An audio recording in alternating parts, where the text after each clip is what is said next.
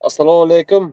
Man Navoiy darsҳои гузаштаатонро дар як тиш шунидам ки як саҳоба номшона фаромӯш кардам, барои галат накардан нагӯям. Мехостанд ки ҳамаи амалҳои пайғомбар Муҳаммад саллаллоҳу алайҳи ва салламро чӣ хел карда бошанд, ҳатто аз як дарахте ки тагиш мегузаштанд, калошона хамр мекарданд. بله ҳамин хел иҷро кунанд. Лекин дар дарси як ду рӯза пешина ҳамин ҳозира масъалае ки ишораи сабоба гуфтанд, шумо гуфтед ки ё магар ман хато фаҳмидам, бардоред ишораи сабоба кунед, савоб мегиред, накунед ҳеҷ гап не гуфтед.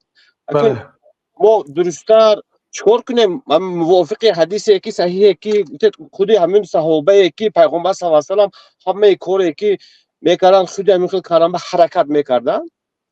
بله ҳамин ҳадисое ки саҳиҳ ҳаст шунидем, ё ки шумо тафсир кардед, ё ки уламоҳо тафсир карданд, ҳамин хел иҷро кунем, дуруст аст ё мазҳаб гардем ки мазҳабаме чӣ хел карданд? این صحابه عبدالله ابن عمر رضی الله عنهما بود. سخت‌ترین صحابه ها به سنتی پیامبر صلی الله علیه و سلم، پایبندترین آنها به سنت، بسیار یعنی که سخت می‌گرفتند، حتی در راهروی و در سخنرانی تقلیدی به پیامبر صلی الله علیه و سلم می‌کردند. مسئله های سنت ما از نگاه علم اصول فقه و علم فقه بیان کردیم که سنت چی است. وقتی که حکم یک شریعت یک چیز حکمش سنت میگوید، در نماز خواندنی ثنا سنت است. مثلا سبحانك اللهم و بحمدک و تبارک اسمک و تعالی جدک و لا اله غیرک. مثلا خب اگر رفتون نخواندید شما چی میشد؟ یعنی به این معنا، یعنی ما هیچگاه مردم از سنت پیامبر صلی الله علیه و سلم دور نمیکنیم. الله تعالی میگه که واتبعوه لعلکم تهتدون، شما به سنت های پیامبر صلی الله علیه و سلم پیروی کنید تا اینکه هدایت یابید. معیده ترین سنت ثواب عظیم دارد. کسی که به سنت ها عمل میکند این مرتبهش بلند است.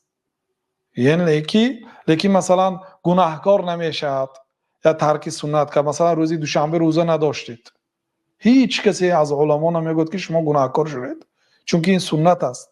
اما روزی رمضان اگر روزه ندارید شما گناهکار عظیم میشه، چون که فرض است. یعنی از نگاهی جنایت هست یا نه، از نگاهی روز قیامت عذاب هست یا نه، لیکن از نگاهی ثواب بی نهایت ثواب عظیم دارد.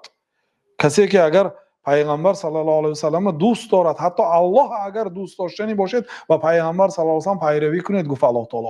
کسی که دعوای محبت الله تعالی کنه، من الله دوست می‌دارم گوید، الله تعالی میگه که اگر دعواتون راست باشه به سنت پیغمبر صلی الله علیه و سلم عمل کنید. عمل کنید. واقعا عبدالله ابن عمر وقتی که طواف میکردن، هر دوری که به نزد حجر الاسود می آمدن، حجر الاسود بوسه میکردن. حاضر حجر الاسود بوسه کرده نمیتونید عینی حال، مگر هم در همه حالت بوسه میکنید که یگان کسی یا میزنید یا یگان کسی زیر میکنید، ناحق یک کسی تیله میتید، یگان آدم تیله نداده، اذیت نداده، همین خیلی رفته باید بوسه کنید. ابن عمر می ایستادن در نوبت در پیش حجر، در پیش سنگ سیاه، اگر همین خیلی فرصت شد بوسه میکردن، فرصت نشد می ایستادن اونجا، گذشته نمیرفتن، با بسم الله الله اکبر گفته با دست اشاره کردن نمیگذاشتن. لیکن یگان کس اذیت هم نمیدادن. اذیت دادن مردم حرام است، بوسه کردن سنگ سنت است. یعنی که شما اجرا نکنید یک سنتی رو که باعث اجرای حرام شوید. مثلا بعضی زنها میدارن اونجا بوسه کردن به عورتاشون کشوده میشد، روی مالهاشون میافتاد، مویهاشون کشوده، در بین مردها اون استخوانتون آوازش رو میشنوید، در اونجا در گرد حجر الاسود آواز استخوان خودتون میشنوید، خونشار میشد مردم، شاید پاهایش مردم شکند در بعضی حالات. بسیار همونجا زنک میدارد، بعضیش دیدیم که قی میکند، هوا گرم است، مردم زیاد است، قدش پست است، در تگ موندگی است، هوا نمیرسه، قی میکند. همه جا اسراف، همه جا مثلا نجاست میشد، خانه الله هست، ستراش کشاده میشد، مردم اذیت میتید، میزند. برای اجرای یک سنت حرام اجرا نمیکنید. یعنی سنت درست است، سنت اگر اجرا کردید بهترین است، لیکن باعث یگان اجرای حرام نشود. بعد به سنت سخت نمیستید، خیلی که به فرض سخت میستید. صاحب کتاب ملخص فقهی میگه که یکی از بدعت های نو در زمان ما بعضی آدم ها به سنت مانند فرض معامله میکنن.